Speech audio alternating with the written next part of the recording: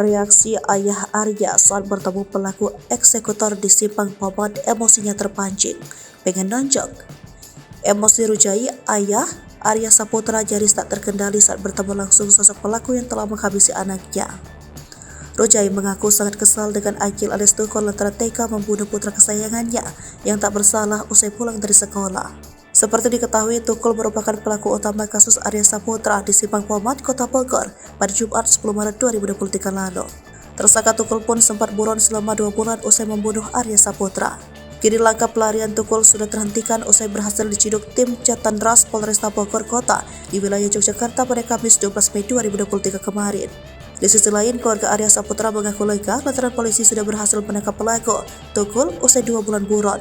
Bahkan Rujai ayah Arya Saputra langsung mendatangi Mapolresta Bogor saat mendapatkan kabar pelaku yang menghabisi putranya berhasil ditangkap.